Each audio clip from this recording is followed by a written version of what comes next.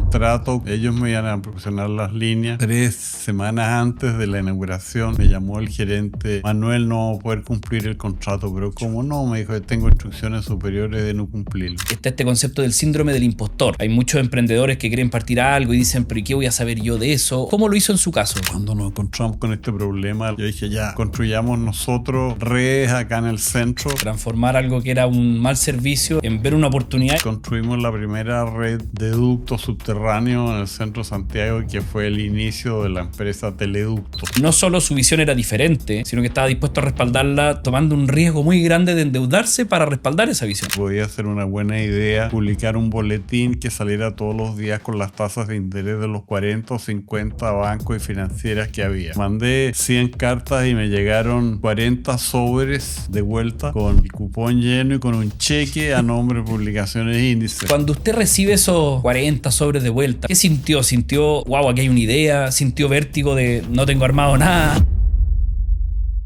Uno de los aspectos más fascinantes que me parece a mí de su historia, don Manuel, es que uno tiene el estereotipo del ingeniero civil cuadrado, alguien que de alguna manera se formó quizás para seguir procesos, para armar procesos y seguirlos, ¿no es cierto?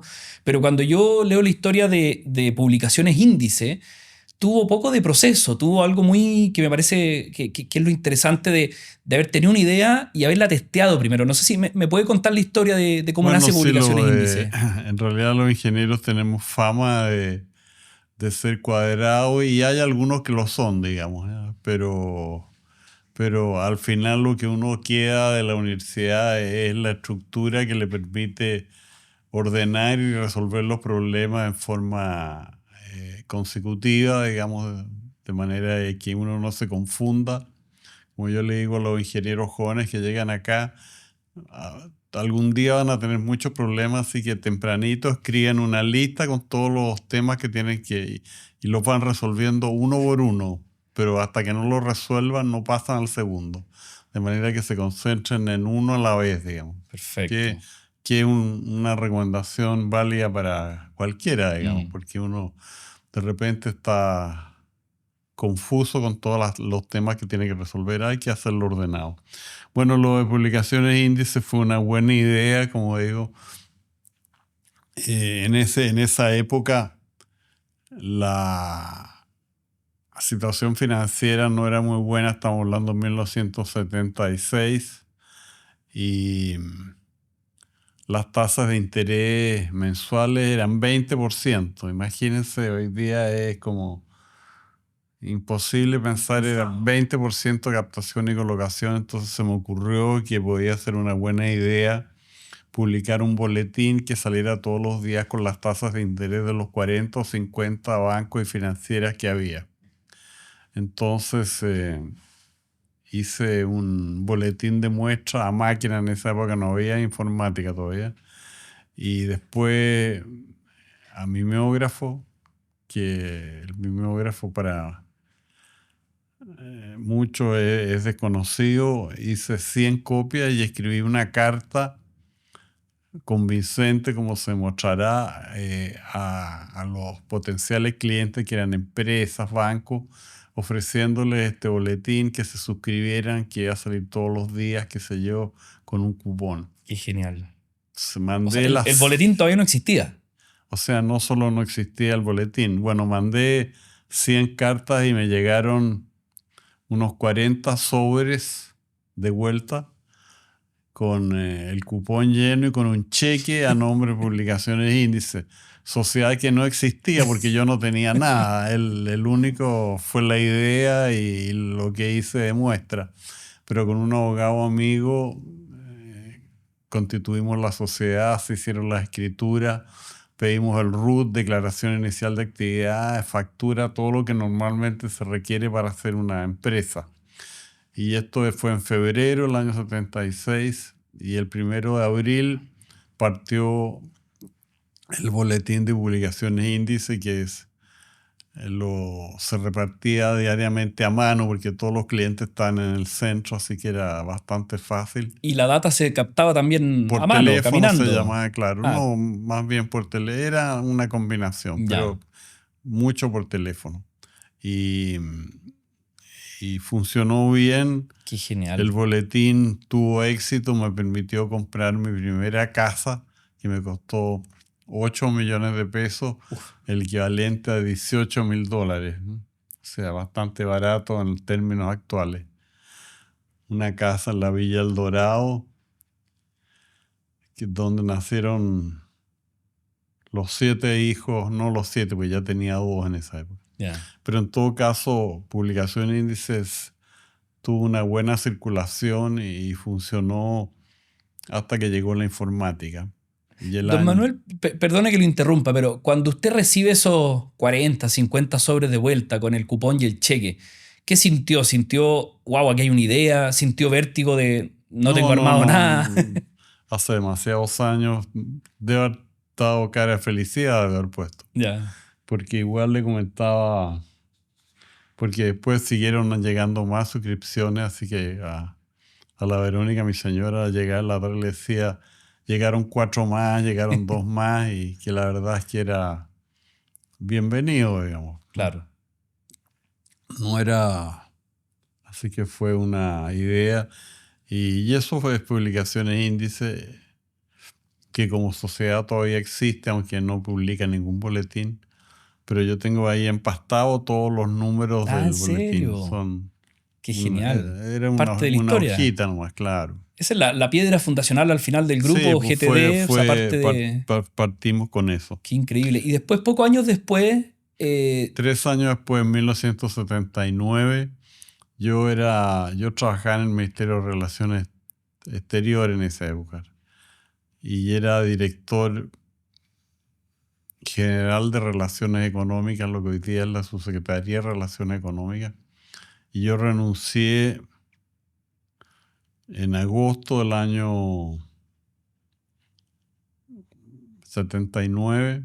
Básicamente sonará un poco raro, pero porque yo viajaba mucho, pasaba 4 meses al año fuera de Chile y hay varios niños que no tuve la primera comunión, entonces era una vida un poco grata, digamos. Mucho viaje, conocí personajes importantes y estuve en muchas situaciones únicas, pero al final la familia es la que lo tira a uno. Entonces el año 79 salí del ministerio y ahí se me ocurrió una idea conversando con Sergio Gutiérrez, amigo mío, que era gerente comercial de un banco, de hacer una compañía de teléfonos que pudiera conectar las mesas de dinero de los bancos y financieras. Porque lo que pasaba el año 79 es que había una compañía de teléfonos, la compañía de teléfonos de Chile, que era estatal, y no había línea, o sea, había un negocio que era comprar líneas de teléfono y después venderlas cuando había alguien que necesitaba un teléfono en alguna parte. Y si uno veía en el guía de teléfono, por ejemplo, si tú te dedicabas a esto, salía Eduardo Gomián 45 teléfonos porque estaban a nombre del que compraba los teléfonos y después se los perfecto. vendía. Entonces, era, no había, nosotros cuando llamamos, Había un mal servicio al cliente, normalmente las además, líneas ¿no? estaban ocupadas o Ya. no había tono, en fin. El hecho, yo dije, bueno, veamos esto de una compañía de teléfono, una mini compañía de teléfono, evidentemente. Una compañía de teléfono, entre paréntesis, que yo aprendí en esa época el tema. Es una central telefónica pública o privada, que es una PABX cuando es privada, y líneas físicas que llegan a los clientes. Entonces un cliente llama y la centralita conmuta el llamado a otro cliente que sea suscriptor. Eso es bien sencillo, pero hay que tener las líneas y todo. Claro. Don Manuel, perdón, pero también una cosa que me parece fascinante de esta historia es que usted no sabía de telecomunicaciones, no No, venía de ese mundo.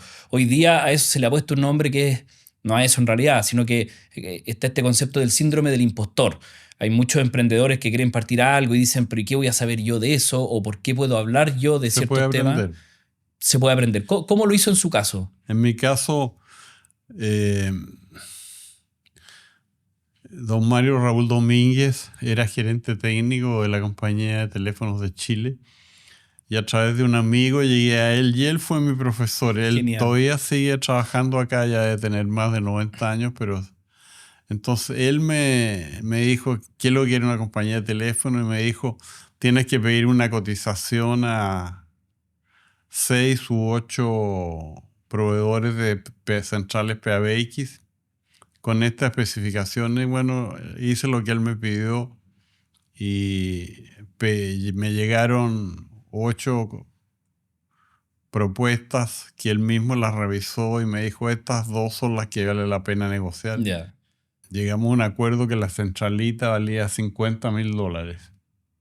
Entonces ya tenía eso y tenía el costo de arrendar los pares que se lo estaba arrendando a Entel. Podía armar la compañía y decir cuánto debería costar cada nexo telefónico y poder avanzar en el proyecto, porque hasta ese momento era solamente proyecto. Qué genial. Don Manuel, y tengo entendido, leí por ahí que la inversión para esa centralita la financió su ejecutivo de cuenta, que era Luis Enrique Yarur en BCI. Claro.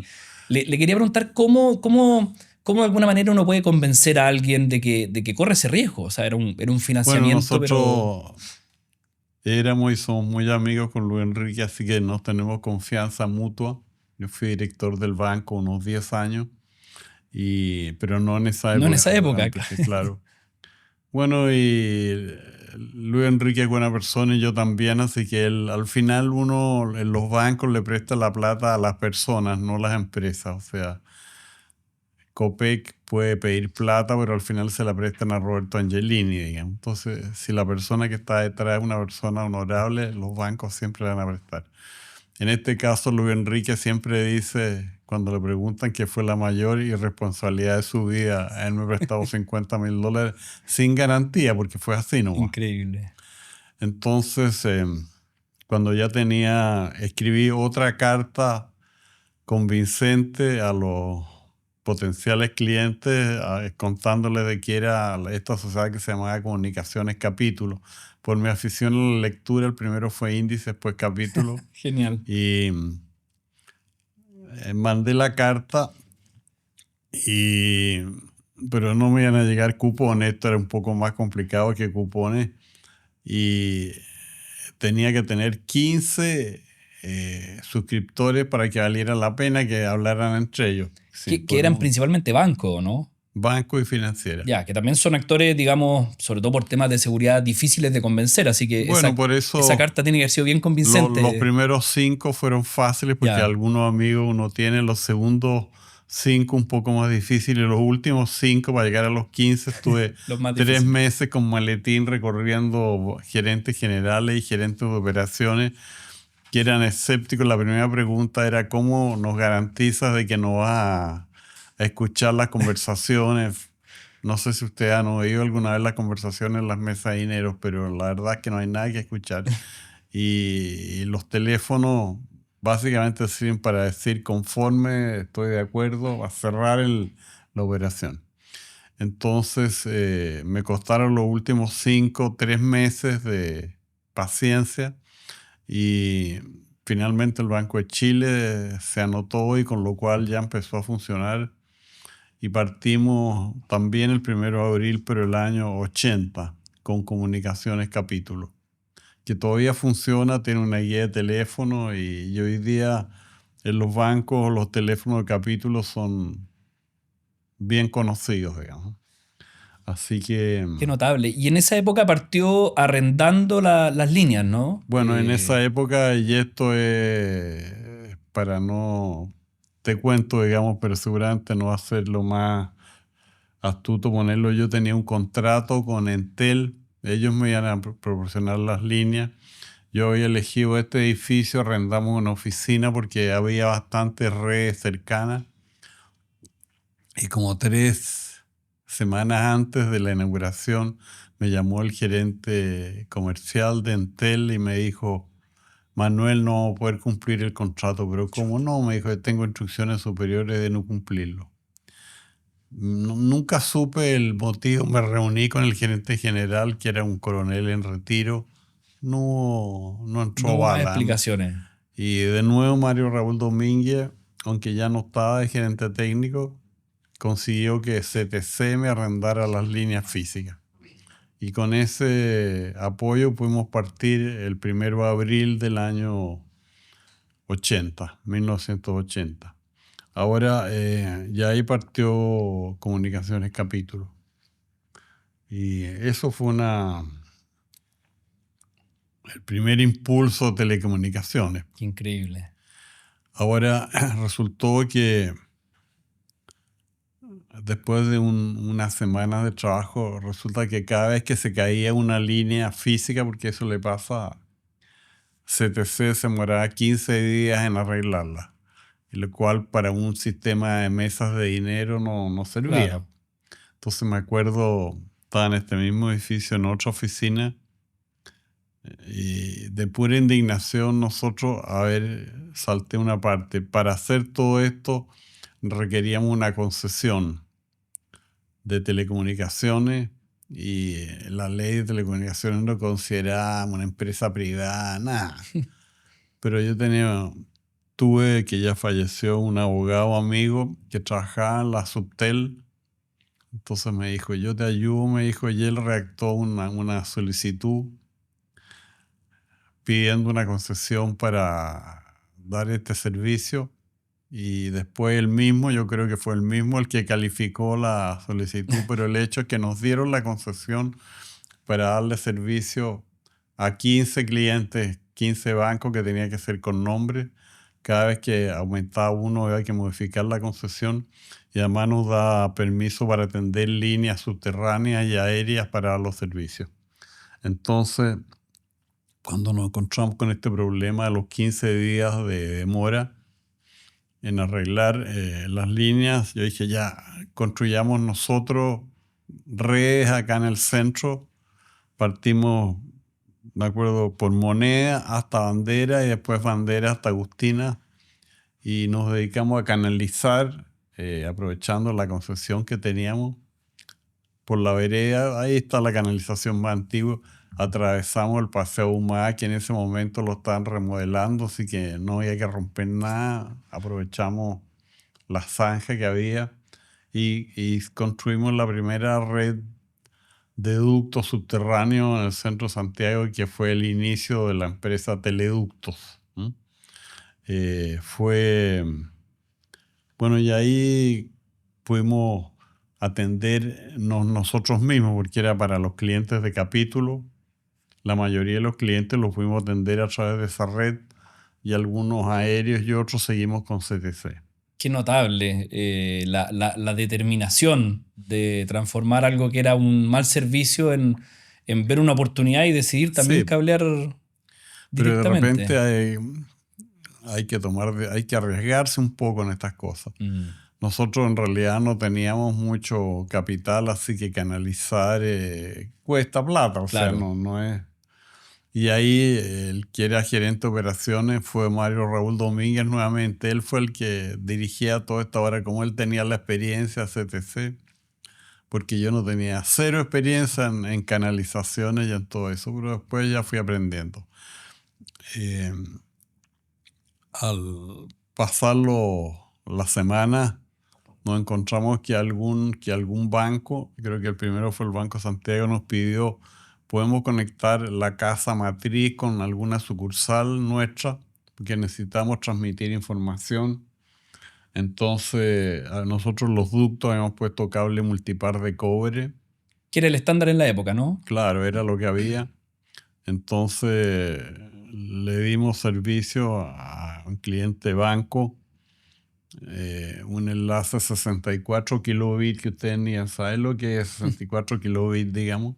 Y cuando querían más velocidad poníamos 2 pares de cobre y le dábamos 128 kilobits, que era la velocidad del rayo. Revolucionario en la época. Claro, total, pero Qué funcionó, increíble. digamos. Y ahí empezamos con teleductos ofrecer servicios a terceros fuera de lo que nos damos propiamente con capítulos. Perfecto, qué interesante.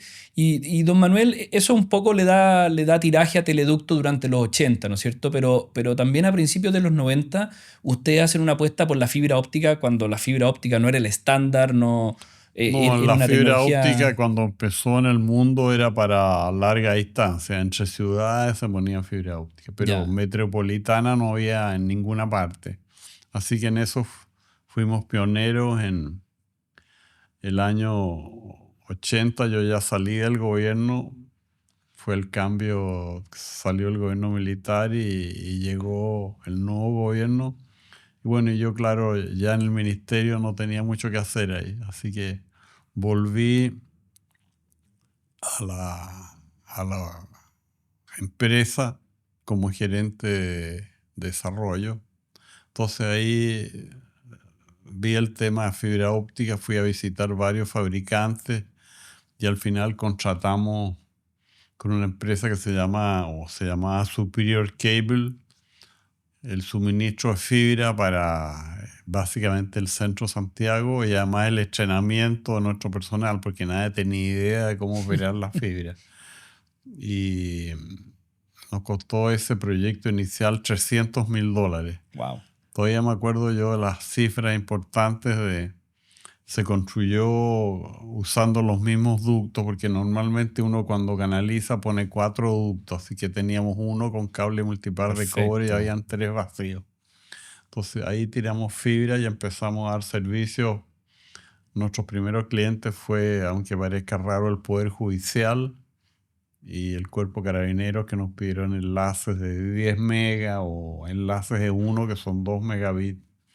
Y ahí partimos ya con la parte de fibra óptica. Qué increíble. Don Manuel, y siendo que era una tecnología relativamente nueva, o como usted dice, no se le daba el uso para conectividad dentro de ciudades, ¿qué pasaba si no resultaba? O sea, usted tenía que hacer una inversión de No, 300 pero mil dólares. sí, bueno, pero peanuts, no Ya, pasaba nada. Pues la verdad es que uno sabía, porque uno ha hablado con los clientes, que los 64 kilos que le estábamos dando era ridículo. Entonces, lo que no había era información a nivel mundial de que la fibra era el futuro. O ya. sea, En eso fue no apuesta. se visualizaba que iba a servir para conectar casas, ni mucho menos. Digamos. Todo Mm. eso fue apareciendo de a poco. Y hablando de casas, don Manuel, porque hasta ahora, o hasta ese minuto, el negocio había sido lo que hoy día se llama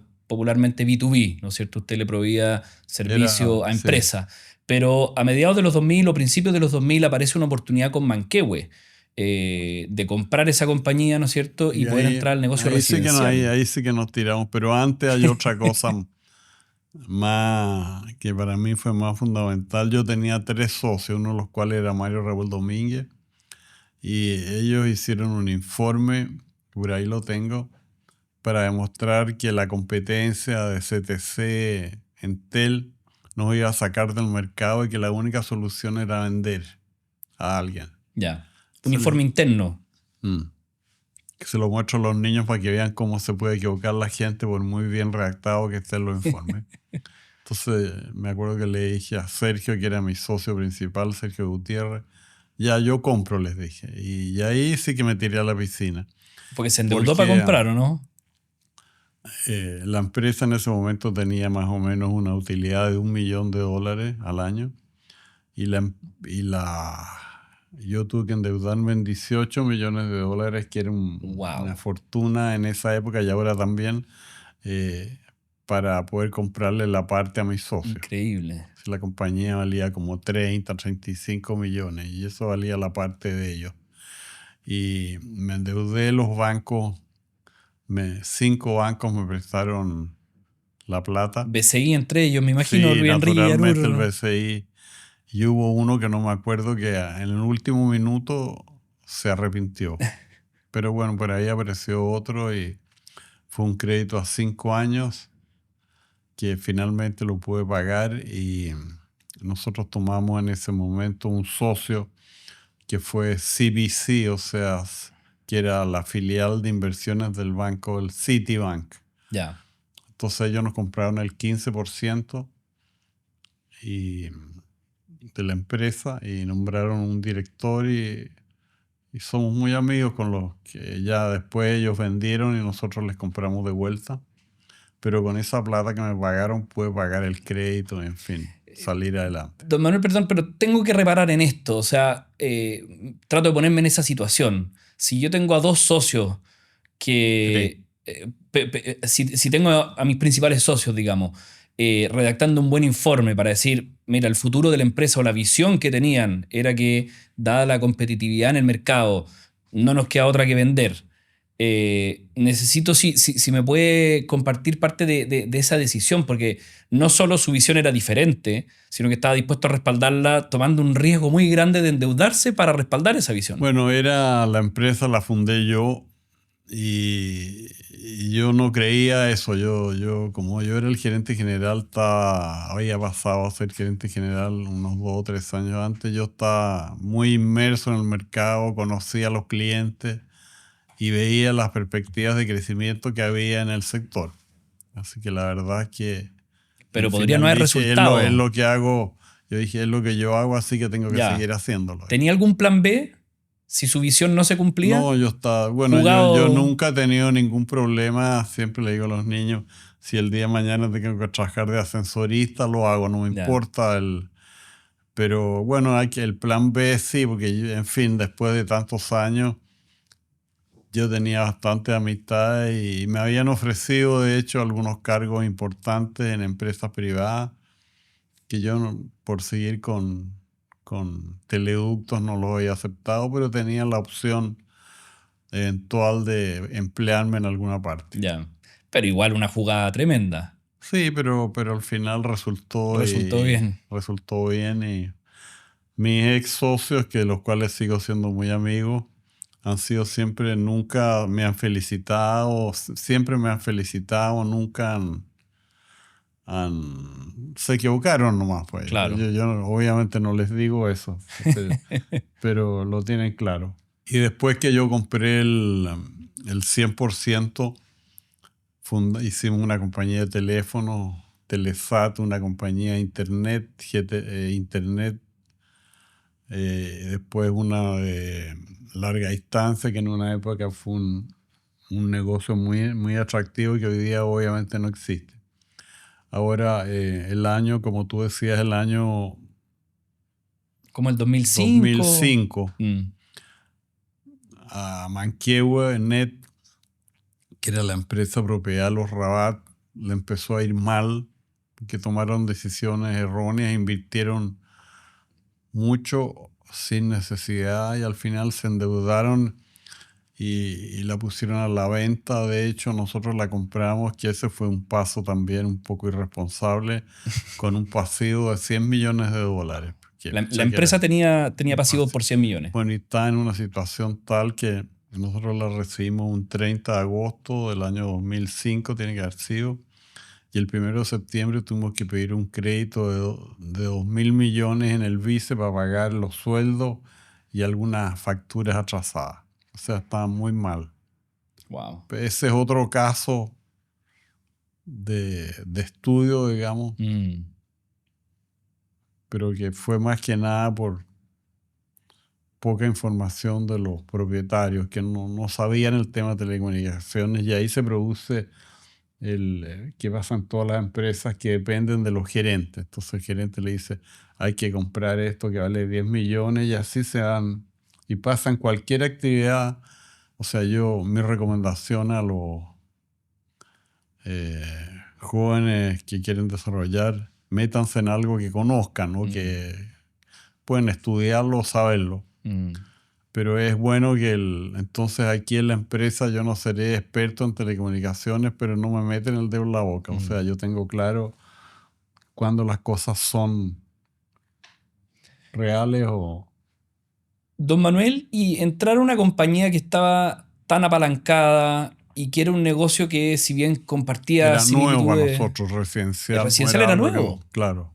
¿Cómo abordan ese desafío? Bueno, Con buenos ejecutivos nosotros siempre hemos tenido la política de contratar ingenieros recién egresados, de manera que trabajen acá y vean si les gusta y viceversa, y se quedan en la empresa, de manera que el gerente general Fernando Gana lleva 20 años en la empresa y todos los gerentes y la mayoría de los subgerentes tienen 10, 15, 20 años en la empresa y están con la camiseta puesta, tienen claro cuál es el sistema de trabajo que a mí me gusta y lo que dije al principio del cliente siempre tener la razón y que se preocupen de los clientes y tenemos un buen equipo. Entonces ahí se destinó un par de, Tenía quien echarle mano. entre ellos mi hijo mayor que es ingeniero civil y que él también estuvo metido en Manquehue ahí peleando y porque en realidad las empresas Manquehue no tenía una administración muy firme, o sea, era un poco cada gerente por su cuenta, entonces, en fin, pero al final se logró después de unos 10 años dar vuelta a la empresa, pagar las deudas y quedar bien. Esa fue nuestra primera incursión en el sector residencial. Y bueno, después el año 2010 salió la venta telefónica del sur, que era una empresa que yo había estado mirando hacía tiempo, porque además el gerente de la empresa siempre quiso que la compráramos nosotros y me invitaba año por medio a ir al sur, a Cuerpo de Rey, a visitar. Y ahí yo conocía las centrales públicas, conocía un poco la empresa, pero además lo pasaba bien. Entonces cuando salió a la venta, porque los Luxi, que era un pelo de la cola dentro de las cosas que tienen, nos presentamos e hicimos una oferta muy cercana a la que hizo Entel y Entel nunca he sabido por qué no pagó 10 millones más y se quedó con la empresa. Yo creo que todavía van a estar arrepentidos, pero en fin, eso. Así que compramos Telefónica al Sur, que es una empresa que está en buena situación económica, pero está en franco deterioro porque la administración, el gerente general vivía en Santiago, los directores hacían todo en Santiago y los gerentes locales eran todos designados desde Santiago. O sea, la empresa era regional, pero se manejaba desde Santiago, una locura. Entonces ahí mandamos otro ejecutivo, Fernando Soro. Fernando hoy día es artista visual, es pintor, pero él es director de GTD y siempre ha estado muy cercano. Entonces llegó Fernando y dio vuelta a la empresa, porque en esa época los clientes empresa que tenía del sur estaban yéndose porque no los atendían simplemente. Entonces Fernando, según me cuenta el chofer de la empresa, me dijo, en el año anterior a que llegaran ustedes visitamos 5 clientes. Cuando llegó Fernando visitamos 200 al año, todos los años. Entonces se logró reconstituir toda la masa de clientes y además Fernando empezó a nombrar gente de carrera de Telsur en los cargos ejecutivos.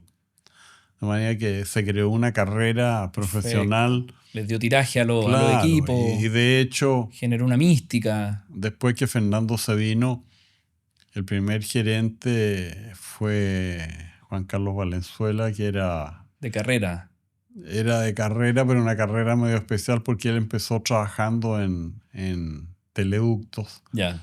Y un día me dijo, quiero irme al sur y ya, pues le dije, ándate, le dije, porque en la política aquí el que se va no vuelve. Ya. Entonces, y él se fue al sur y cuando llegamos, él estaba allá, digamos. Genial. Se Así que reencontraron después fue por gerente general adquisición. y después nombramos a Maritza Higueras, que fue la primera mujer gerente general de una empresa, ¿cómo se llama? Que se transa en la bolsa, o sea, una empresa, Una sociedad listada. una sociedad anónima abierta. Mm. Y hoy día ella se retiró por motivos familiares y ya hay una nueva niña que es la Marcela Herrera, que es la Acabo de hablar con ella, pero se me olvidó. Ya. Eh, que es la segunda gerente general mujer que lo hace muy bien, la Marcela. Entonces, y además sí se hicieron algunos cambios. Los directorios se empezaron a hacer todos en Valdivia. Había una sala de directorio que es bastante buena, que nadie entraba, porque como los directorios se hacían en Santiago, nadie se atrevía a entrar. Yo me acuerdo que cuando llegó Fernando tuvimos una reunión habían 9 sindicatos, y con los sindicatos en esa sala de reuniones que les produjo mucho impacto porque nunca nadie había entrado a la sala. Entonces cambió, digamos, la forma de trabajar. Qué notable. La Yo era el presidente del cercanía. directorio, había un campeonato de Rayuela, yo estaba ahí en Ya. realidad. Cuando uno está presente en una empresa se nota. Nosotros, por ejemplo, Concepción durante una época las ventas no estaban muy buenas. Entonces dije, hagamos un directorio en Concepción. Hicimos un directorio, los directorios saludaron a todo el personal, en fin, nos vieron allá y ya en el otro mes empezaron a repuntar las ventas. Así que la otra semana tenemos el Increíble. directorio en Concepción, igual para mantenerla. Porque es un hecho, digamos, cuando Mm, uno está presente y se preocupa, la gente responde de otra manera y es una realidad. Nosotros mm. no, a mí me tocó ver el caso en Concepción y seguimos haciendo los directorios, la mayoría en Valdivia, pero cambiamos a Puerto Montt, a Ya. Osorno, en fin, vamos haciendo. Nos quedan algunas ciudades que no hemos hecho nunca, como Chillán o Rancagua, pero de a poco, digamos, porque la verdad es que hay que ir sin abandonar a Valdivia. Entonces tenemos hoy día una empresa que compite, porque la competencia en el sur es muy fuerte, compite bien, seguimos teniendo la mejor cartera de clientes, empresas que hay, todas las empresas grandes son clientes nuestros y damos un servicio bien eficiente. Y yo creo que como el año 2005, por ahí no tengo idea, la gente de marketing me propuso que pusiéramos todas las empresas bajo un sombrero y ahí se puso GTD por gente, no, por grupo Teleductos. Perfecto.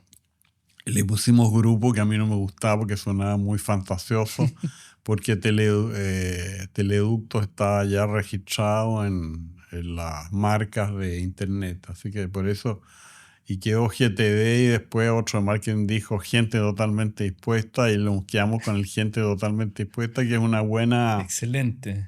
Que refleja la claro, cultura. claro, que es Qué una notable. buena marca. Así que Qué notable. Don Manuel, y en ese tipo de decisiones de negocio que tenían algún componente de apuesta, o sea, cuando compran Manquehue y entran a un negocio nuevo como el residencial, cuando compra Telsur, que también era negocio residencial, empresas, pero también con un componente quizás rural importante, ¿hubo algún minuto de duda, de pensar, pucha, si no nos sale bien, sobre todo cuando no, tomamos un riesgo financiero son alto? leceras, hay que arriesgarse.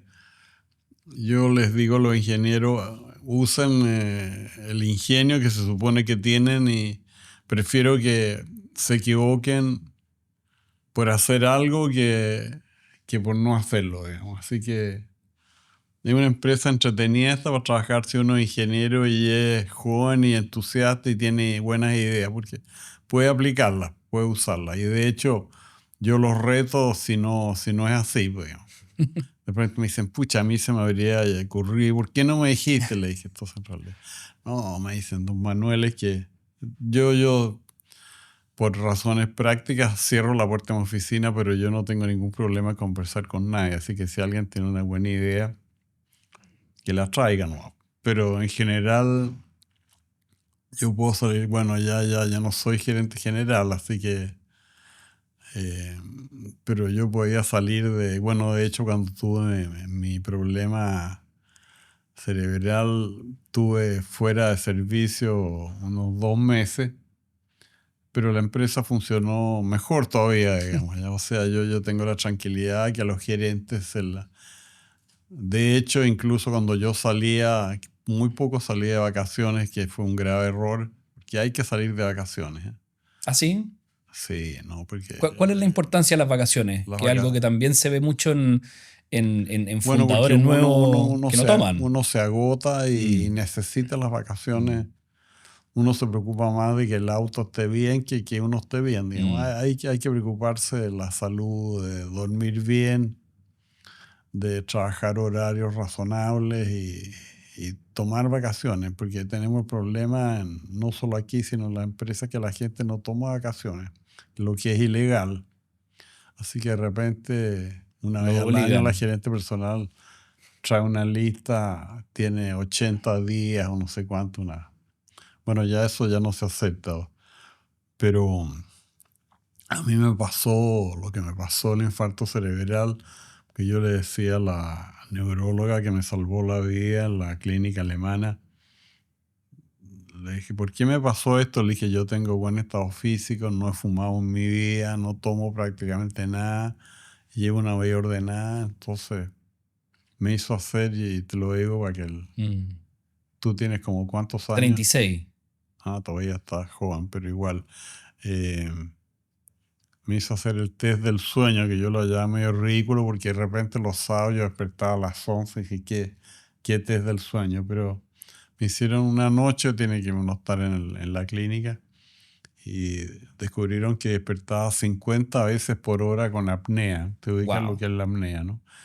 Y O sea, el entonces, sueño profundo no no, o estaba. sea, y El que sueño, recupera. sueño REM, que es el REM. sueño profundo, cero. Ya. Entonces me dijo, "Mira, lo que te pasó a ti es muy fácil. Con tu horario de trabajo yo me levantaba a las 6:15.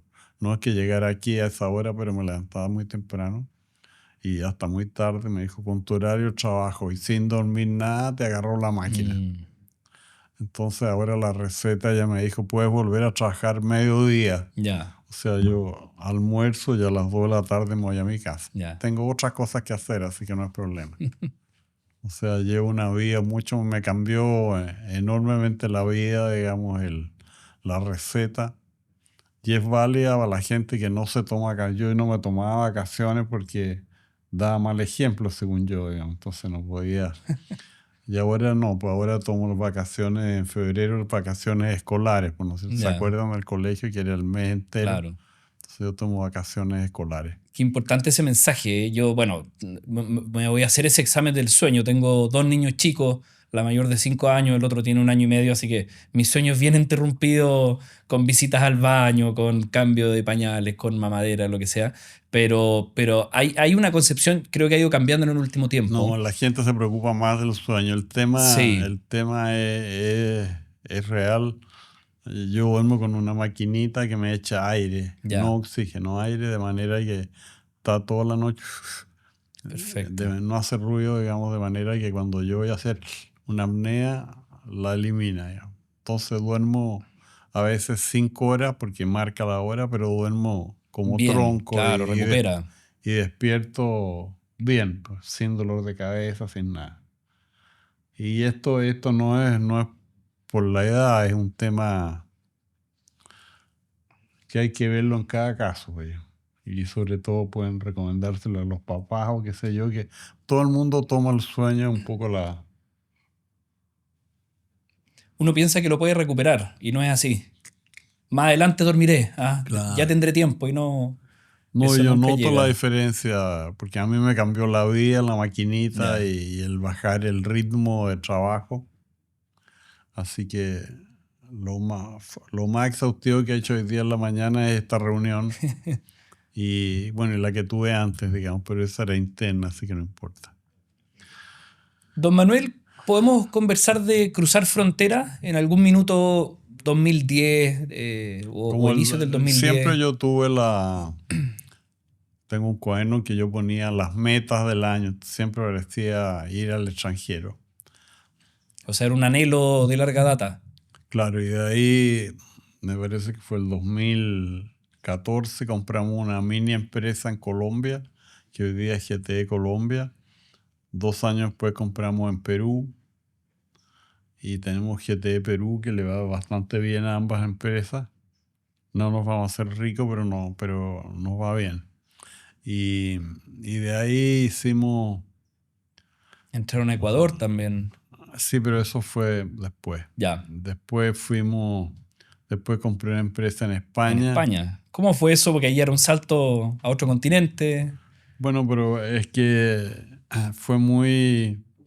De hecho, hay una reunión empresarial hispanoamericana que se hace en distintos países, pero en ese caso fue en España, que yo me invitaron, fui, y ahí un abogado se acercó y me dijo, ¿hay algo que te pueda ayudar? Bueno, si hay una empresa que es fibra óptica mediana, me interesa. Ya había una.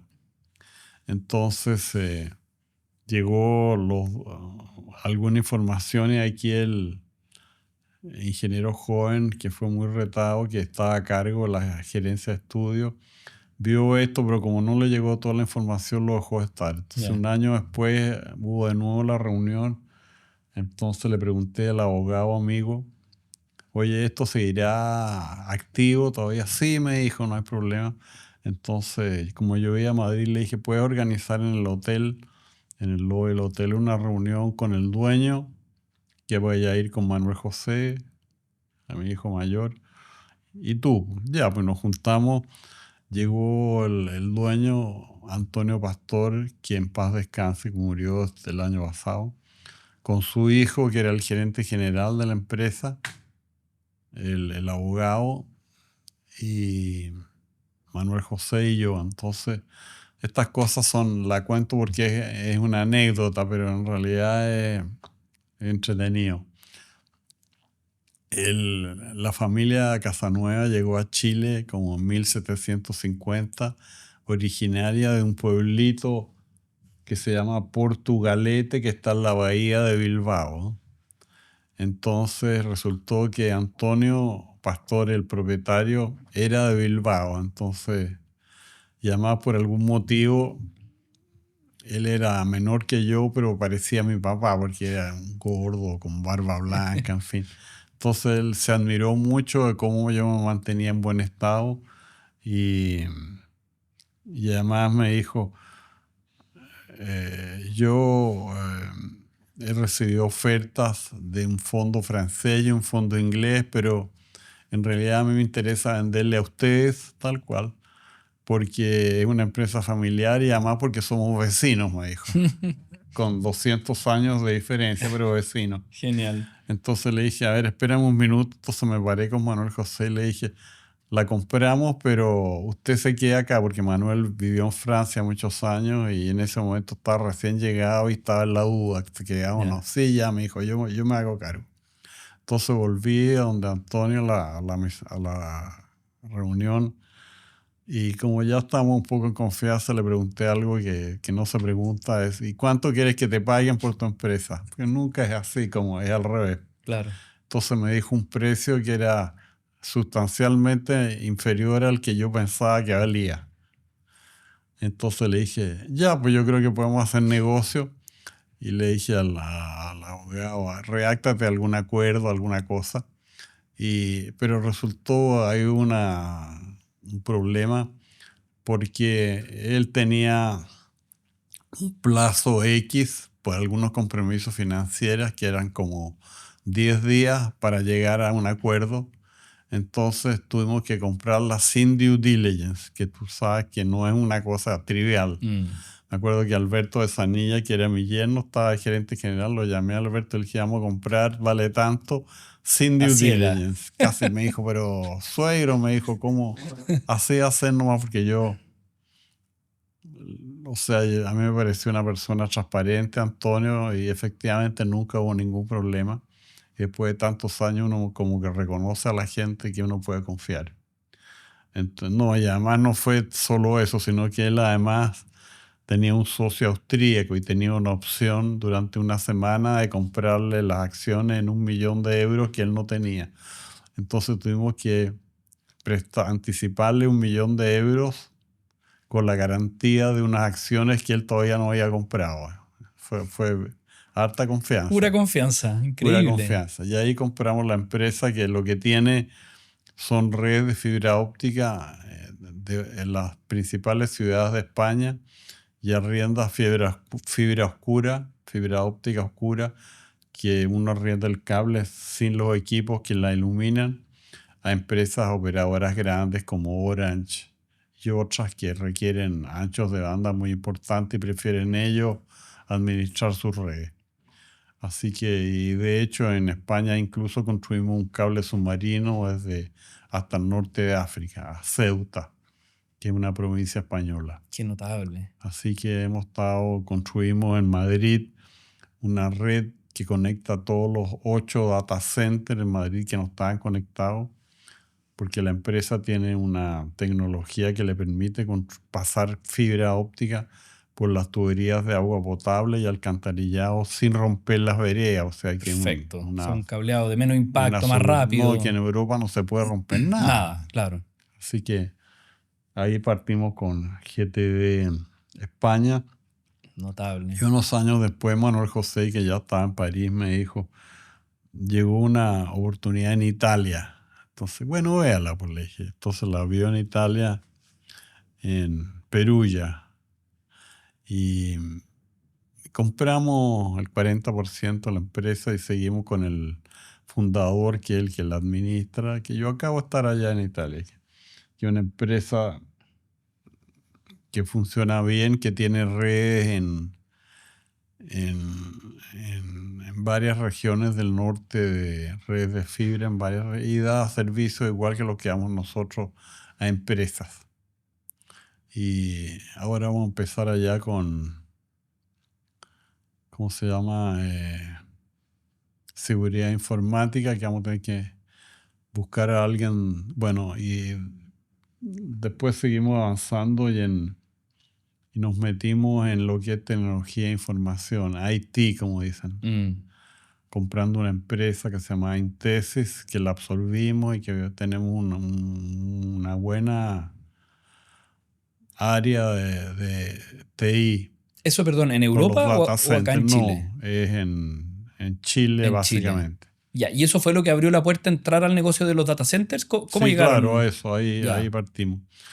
Y después compramos hace unos 3 años una empresa de seguridad informática que se llama SecureSoft, cuya sede estaba en Lima y sigue estando en Lima, que tenía servicios en Colombia y Ecuador. Entonces la compramos y empezamos con servicios en Chile y el año pasado abrimos operaciones en México.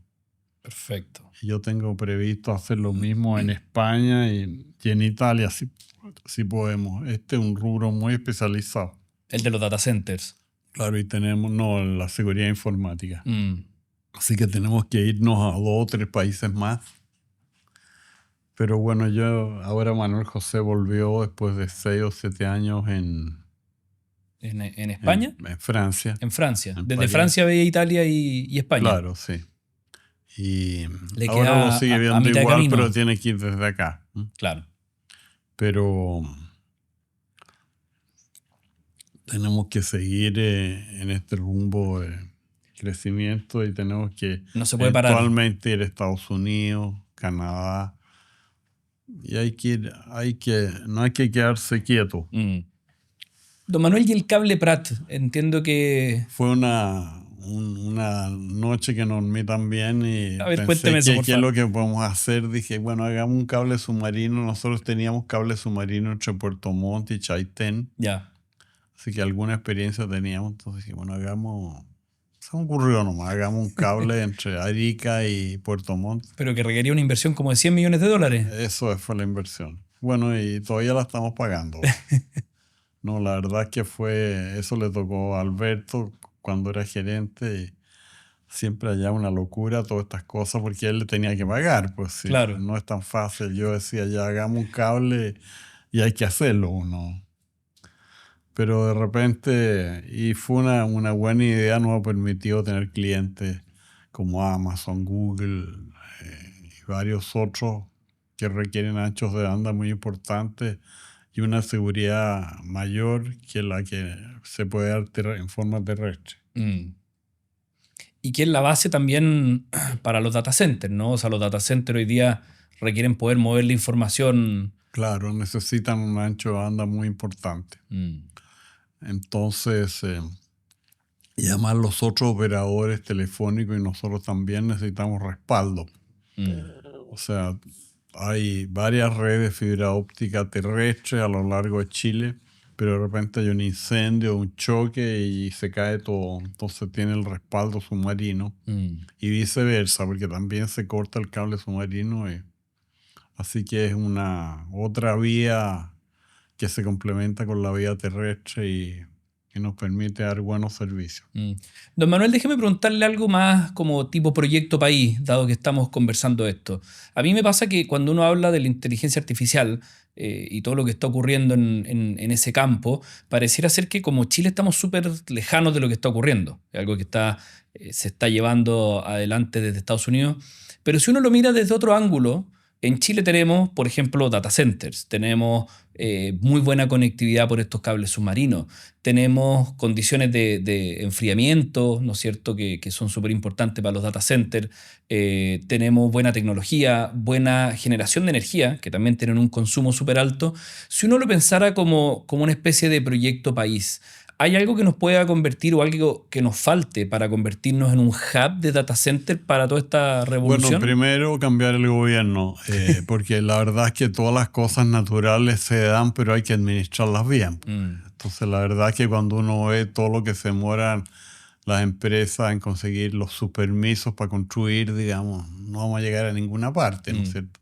Imagínense que, y son por cosas ridículas, digamos, como pararon un proyecto, no me acuerdo, creo que era de Google, porque hubo una inquietud porque el consumo de agua y no consumen agua. Los Los data data centers. centers son como los motores de auto que tienen una tubería que está el agua que está dando vueltas y sacan de pozo, o sea, no.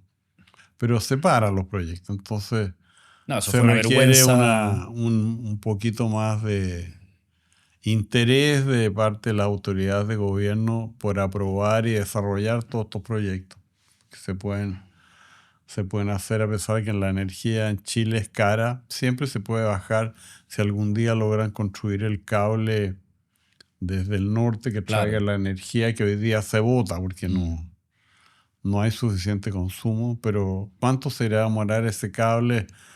Los problemas que le van a poner, que pasó por aquí, por allá. Yo en el campo, nosotros tenemos un campo en Quillota, me han pasado 3 líneas de alta tensión, una de gas, un gasoducto, y ahora está pasando un acueducto porque en Quintero hay una planta de desalinización, entonces tienen que llevar el agua a Quillota. Entonces, yo ser el único propietario a mí no me gusta que pasen porque, de hecho, en los trabajos que están haciendo ahora hay un hito, un inspector técnico ecológico que él está ahí diciendo qué árbol se puede cortar y cuál no, y si no tienen que correr El trazado claro, y como se y no pusieron el árbol. mañosos, lo paramos, lleva casi un mes para la obra, pues nada más que por algún arbolito Un que naranjillo por quisieron cortar. ahí. Entonces, pero yo al final les cobro caro, pero los dejo pasar porque en realidad no hay que parar el progreso. Uno siempre puede hacer las cosas sin que produzca daño. Pero imagínense lo que le va a costar a estos pobres traer el cable, son 1000 kilómetros y van a pasar necesariamente por arriba de un viejo mañoso que el cable le tapa la luz del sol o cualquier cosa. No, pero sí, para inventar no falta, pero ahí se requiere entonces, como digo, no es un cambio de actitud del gobierno, la gente que está a cargo que no, como generalmente no han trabajado en su vida, entonces es re fácil, porque la tendencia en Chile, si uno va a un servicio público y privado también pregunta algo, le van a decir que no como primera respuesta. Es lo más fácil. Lo más fácil es decir que no, falta el papel y esta es otra historia, digamos. Es la reacción normal, digamos, que uno tiene, que uno mismo ve cuando llegan, porque es más trabajo, porque qué sé yo. Entonces es un cambio de actitud que tiene que el gobierno dar el ejemplo. Si yo la verdad es que cuando veo todas proyectos que se paran por tonteras, digamos. Si yo fuera presidente o ministro de Economía, las resolvería en 3 minutos, digamos, ¿no es cierto? Vamos a armar una campaña entonces, don Manuel, para las próximas elecciones. Le vamos a sacar la foto oficial y lo vamos a candidatear para que nos ayude a destrabar proyectos. No es tan difícil, sí. Oiga, don Manuel, y déjeme llevarlo atrás en el tiempo, creo que fue el 2016, 2017 que usted estuvo en tratativas con Entel. Y en ese minuto valorizaron GTD en torno a los $500 millones. Hubo todo un proceso y después usted decide no vender Así GTD. es. ¿Cómo se resiste si uno quiere mirarlo esa tentación? $500 millones es una suma ¿Qué hago con 500 importante. millones de dólares? Quizás lo mismo, ¿no? Volver a empezar. No, pero la verdad es que ¿Pero qué lo llevó a decirle que no a Entel o a salirse de ese proceso? ya al final no me convencieron ni las condiciones ni la... Se suponía fue justo el año en que yo tuve mi infarto cerebral, entonces la idea original era que yo disminuyera mi carga de trabajo, pero al Ya. final yo me convertí en el principal accionista en Entel y no me iba a disminuir la carga, Iba a sino que iba a aumentar. tener que asumir, digamos, parte importante de las responsabilidades en Entel, entonces iba a terminar peor. Así que fue un problema de salud, básicamente. Ya. Y en todo caso, como moraleja de esto, yo siempre le digo a los niños, si quieren comprar algo, cómprenlo, no empiecen a regatear porque las cosas se venden una vez normalmente, ¿no es cierto? Cuando en la casa al lado o cualquier cosa que uno quiera comprar, Claro. Como lo hay hizo que en España. pensar, vale 30 pesos y cobremos 50 o qué sé yo. No, hay que saber primero que uno va a pagar más de lo que uno cree que vale. Eso es inevitable. Claro, si uno quiere algo, el querer algo vale un plus que puede ser un 10%, una cosa así. Yo lo digo por experiencia en el campo, que yo he comprado muchas, porque lo que pasa a los agricultores es que siempre quieren comprar el fondo al lado, digamos. Yo he comprado parcelas y qué sé yo, y la verdad es que las que no he comprado, por ratón, digo yo, me he arrepentido mucho. Así que si uno quiere comprar algo, hay que comprarlo. Así que ese es mi mensaje,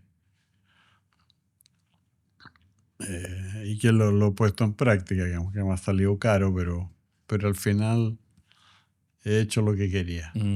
Don Manuel, y cuénteme un poco, porque GTD tiene una cultura empresarial que es diferente, una cultura especial. Entonces me encantaría si nos puede llevar a contar algunas de las políticas que tiene BTG, por ejemplo, GTD, perdón. He escuchado que tiene un programa de becas para las familias de los Bueno, la trabajadores. verdad es que nosotros tenemos un programa de beca en GTD Norte, que es toda la zona central, y en Tel Sur. Hace años en Tel Sur damos becas, buenas becas, porque se elige de acuerdo a los puntajes de la prueba de aptitud, digamos, cuáles son los... Y se dan 2 becas completas, o sea, al que estudia medicina se le pagan los 7 años de carrera, pero tienen todos los años que ir cumpliendo con un promedio de notas que se les exige. Y la verdad es que el último año en la ceremonia que yo siempre voy, que de entrega de becas, además se le entregó un diploma a los que se habían graduado. Ya hay 5 médicos, o sea, es realmente una carrera, es una ayuda y es muy emocionante porque muchas veces se acerca un matrimonio y me dice, don Manuel, gracias a usted tenemos el primer profesional en la familia. Que claro que es emocionante que le digan una cosa así. Sí, claro. Yo le digo, no, si es por usted y por su hijo, en realidad yo ayudé un poquito. Pero tenemos ese programa de becas, después hay una gerencia de acción social.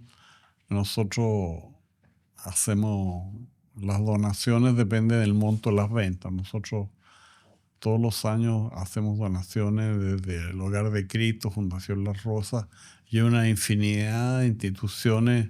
Yo digo que no hay monjita, niñito ni viejito que no le demos algo, digamos, porque somos muy generosos en ayudar.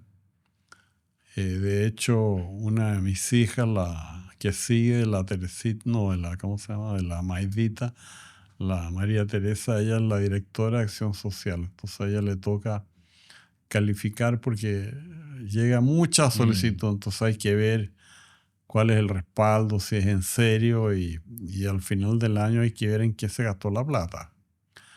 Pero entonces tenemos un programa de ayuda social importante y además hay grupos de voluntarios que van no sé, una vez al mes al hogar de ancianos de la Fundación La Rosa en Independencia, a entretener a los viejitos y cosas y actividades de ese tipo.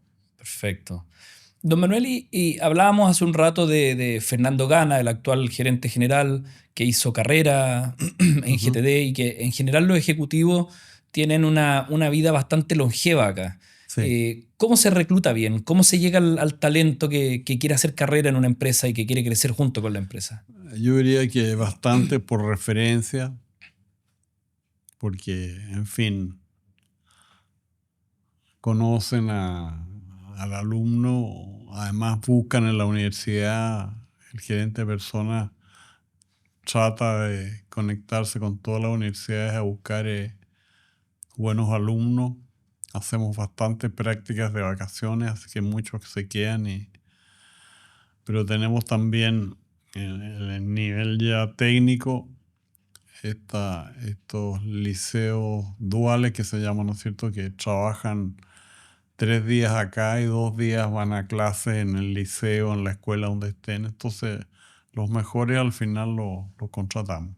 Perfecto. Y he escuchado que muchas veces cuando encuentra un buen perfil, lo contrata aun cuando no sepa para qué. Exactamente. Yo Y después le siempre digo, busca. después le buscamos las 5 patas. ¿Y ha funcionado bien esa política? Sí, sí, no son muchos, pero varias veces, por lo menos cuando yo estaba gerente, pasaba bastante. No, pero Fernando también es de la misma onda de contratar, porque al final esta es una empresa de servicio y la empresa de servicio son las personas que trabajan acá. Claro. Yo siempre les digo yo le decía al gerente de personas, lo que importa no es que tú contrates o despidas gente, lo que importa es que la gente que esté adentro trabaje cómoda, esté en un ambiente que le guste y esté haciendo lo que le quiere, porque al final pasa la mitad de su vida en la oficina, entonces que lo pase bien. Así que ese tema es bien importante, la, el medio de trabajo donde está. Y aquí es un ambiente agradable. Don Manuel, y respecto a la ética de trabajo, he escuchado muchas anécdotas que usted se encontraba a veces con personal de GTD trabajando en las calles y usted se No, acercaba a preguntarle. yo siempre cuando voy, casi siempre y veo una cámara, porque ustedes ven las tapas que hay gente trabajando, yo paro a preguntar, pregunto, ¿quién está a cargo? Entonces me dicen fulano de tal. Digo, ¿y qué están haciendo? Entonces, bueno, estamos empalmando, están haciendo una cosa. Y yo creo que la mayoría de las veces no tienen ni idea No saben con quién quién es hablan. este viejo que viene a preguntarles cosas. Aquí después se sabe, ¿no? Pero siempre me he preocupado de, de preguntar y en el ascensor pasa mucho porque al ascensor le pregunto, ¿tú qué haces? Le dije, en fin. Y de repente le pregunto a alguien que no trabaja en GTD, porque no todas las oficinas de este edificio son nuestras, digamos. Pero en fin, si uno hace las preguntas en forma amable, nadie se enoja. Claro. Así que, such is life. Así ha sido la vida en 40 años, ya 45 años. Increíble. Don Pero Manuel, lo he pasado bien. ¿lo ha pasado bien? Lo he pasado bien. Ha sido una vida Además, con propósito. con 7 hijos y 28 nietos, no me quedan muchas alternativas. Don Manuel, y si este video lo viera en muchísimos años más algún bisnieto, ¿qué consejo le podría dejar? Bueno, lo primero que le he dicho a los niños, lo mismo que tú hiciste una pregunta, le dije, cuando yo no esté seguro que va a llegar alguien y le va a decir, eh, te compro tu parte en $100 millones. Y claro, dice $100 millones. Dije, así que tienen Es que estar tentador. vacunados para decir que no, digamos, ¿ya? Así que ¿Tiene pensada de alguna forma esa sucesión? sí, claro, de hecho la GTE es de los hijos. Ellos son los propietarios, los 7. Y bueno, y tienen estos protocolos que hacen que solo pueden vender acciones entre ellos.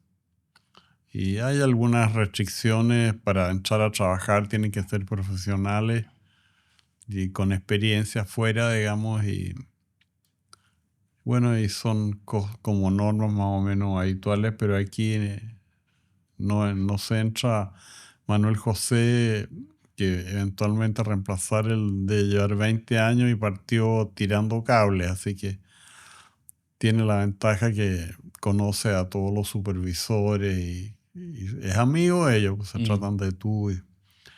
Entonces tiene una buena carrera dentro de la empresa y puede asumir los cargos en el directorio que corresponde. Así perfecto. que yo diría que la sucesión está clara. La pregunta es cuándo se va a ir el fundador, digamos. Parece que nunca, ¿no?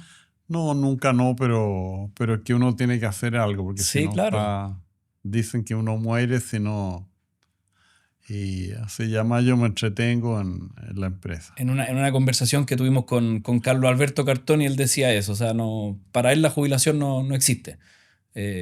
Algo así como el que nace chicharra muere cantando. Claro. eh, No, yo de hecho estoy jubilado porque quise evitar que me robaran la plata y tengo una jubilación como de 200,000 pesos, una cosa así. Me correspondía más, pero el problema es que uno tiene que pagar global complementario por lo, por la jubilación. Entonces, la mitad se iba al tiro al gobierno. Entonces yo dije, no, pongamos el mínimo minimorum. ya. Pero igual no, así este es un tema, hay que hacer algo. Don Manuel, y como último consejo para las futuras generaciones de Oh, emprendedores, sobre todo en la parte de tomar riesgos, de evaluar, de atreverse, así como lo hizo usted en tantas ocasiones. yo creo que hay que partir con ambiciones moderadas, porque hoy día todo lo que sale en el diario vale 2.000 millones, qué sé yo qué. Eso pasa en las películas nomás y es muy raro, digamos. No, yo creo que hay que ser perseverante, tener paciencia, que al final, porque aquí llegan ingenieros, yo le preguntaba, ¿y qué quiere hacer? Bueno, a mí me gusta todo menos la parte comercial. Pucha, le dije, si tu vida es la parte comercial, has tenido que convencer a los profesores que eres capaz, que mereces mejores notas, a tus papás de que te den permiso para salir. Toda tu vida ha sido vender y ser comercial.